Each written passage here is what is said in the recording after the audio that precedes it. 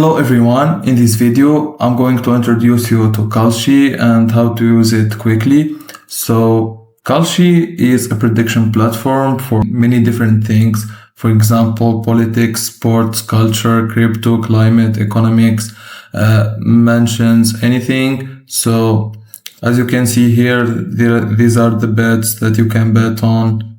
Los Angeles at Portland and all different things that you can bet on.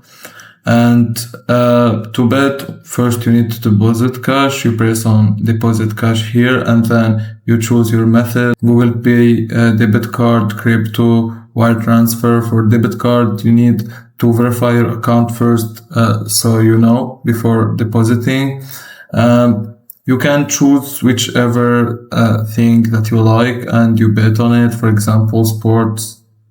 You will see all the bets about the sports, and yeah, you can just press on it to see everything related to this.